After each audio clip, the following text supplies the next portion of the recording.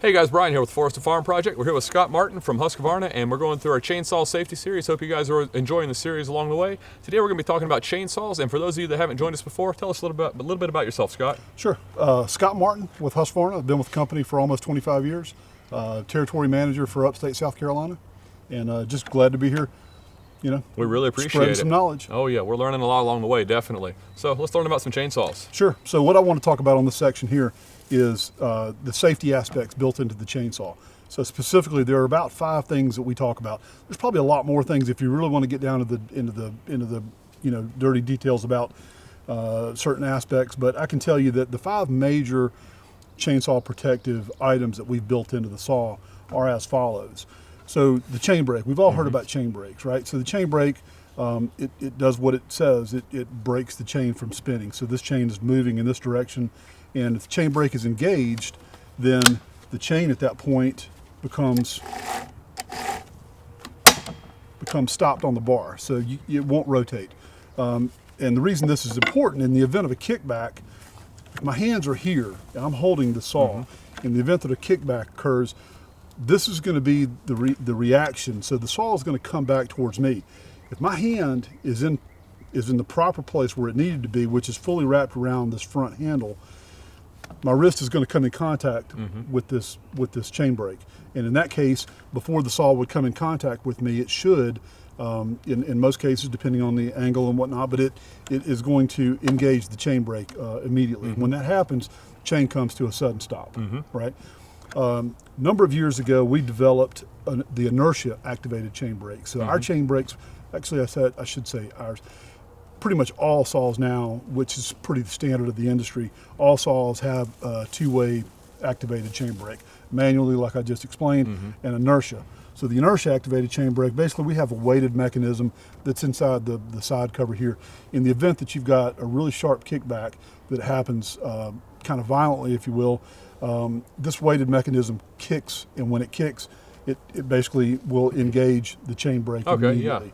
And where that really comes into play is that if I was holding the saw out here, based on where I happen to be making my cut, I may not have the luxury of having contact with the brake. So I may be out here, or if I was in a felling position, maybe I'm even way out here on this side. So in the event that you have a kickback, a rotational kickback, the saw could come this way. In the event that it does that, that sharp reactionary force, if you will, hopefully will engage the chain brake, and the saw chain comes to a sudden stop before it comes into contact with anybody. So chain brake works 2 ways, manually and Inertia.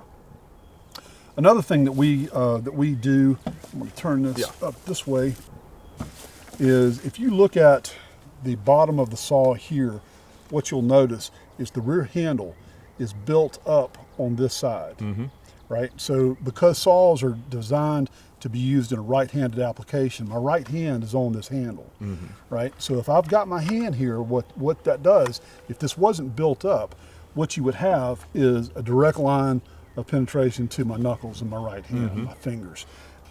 And the reason that comes into play is because if the chain came off the bar, the reactionary force would be for the saw chain to hunt for the drive sprocket, what's driving it, right? And in that case, especially if you've got a long bar, that tends to come back up and hit the bottom of the chain, the bottom of the saw.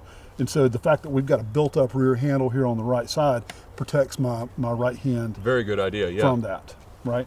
And while I've got this pulled up, I'll show you another thing that we do is this is called a chain catcher.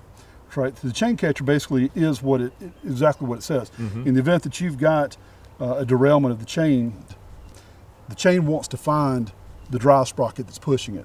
So in that case, what it does, it comes into a different contact point, and it basically knots up the chainsaw, or the saw chain, as soon as it comes in contact with it. Now, in the event that you ever have that occur, you may get some damage to that. Well, all of our saws are designed to be basically, all these chain catchers are designed to be replaced. So if you pick up a saw and that thing is not, the chain catcher is not in good order, or if it's gone completely, that saw is technically broken, right? So we would ask that you put the saw down, get that fixed, get a different saw, and then put the saw back into production at that point. Yeah. Right. But at that point, you know, you're not utilizing all the safety aspects if it's not there. Right. Right. Another thing that we have incorporated, if you look right here, the throttle interlock. So again, like I said earlier, chainsaws are made for right-handed applications. My left hand's here, my right hand's here. Right hand totally incorporates the rear handle, and when that happens, I can't engage the throttle unless my hand is wrapped around the rear handle.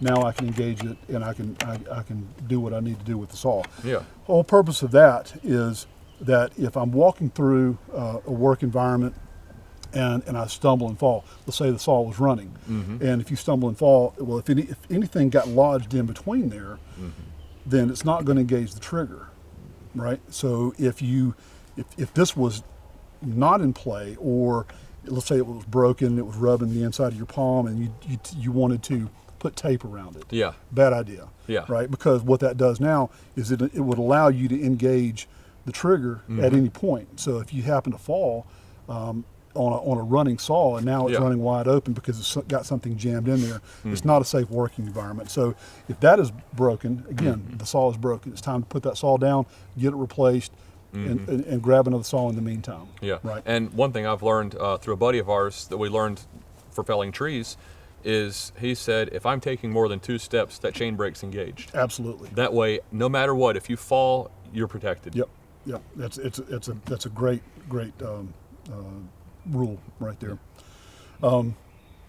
So the 5 basic aspects that we're talking about is a chain brake that works in 2 different ways. We've got the chain catcher that we said needed to be make sure that it's present, make sure that it's not damaged, and the throttle interlock here, and the built-up rear handle right there.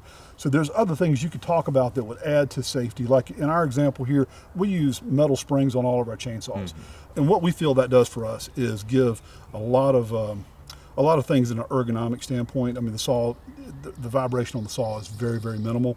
And so anytime you can bring that vibration level down, you've got an operator that feels better at the end of the day. And if you feel better, you're not going to be fatigued as much, less fatigue, less accidents. You're not doing this all day. Absolutely. You don't have the white knuckle disease like they used to talk about, right? Yeah.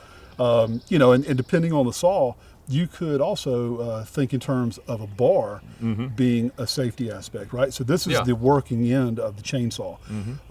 But the bigger the tip of the bar, the more the kickback radius would be, the kickback zone would be, if you will. So you could have different profiles of bar with a different tip design that would minimize that, and that could be a safety aspect. But bars and chains are like tires on a car. Yeah. I could take this bar and chain off and I could put a 32, I could go down to a 16. So to say that, you know, this particular bar fits the saw, and that's the safety aspect, because you can interchange bars and chains. I'm waiting to have a different conversation about bar and chain safety and where the kickback zone is, just as it relates to saw chain and bars specifically. Okay. But on the saw itself, it's basically 5 good elements that we've built into it. And whether that be a saw like this is a 572 XP, brand new saw for us as of about 3 or 4 years ago. Fantastic chainsaw, all the way to a battery saw like this, or even a gas top handle saw like that. All those safety aspects are pretty much in line with what I talked about. Okay, cool. So, yeah. All right. Well, I really appreciate it. I definitely learned some stuff there. And I tell you, I love these. I've run them a couple of times, and that's just handy. They're so well balanced and just easy to run. It really is. It's a great chainsaw. They're a lot of fun. All right. Well, I do appreciate it, Scott. Thank you so much for doing this. And if you guys like what you see, give us a big thumbs up. Hit that subscribe button. Hit the bell next to the subscribe button so you get notified when we post new videos. Check us out on Instagram and Facebook. And have a good one, guys. It's all safe.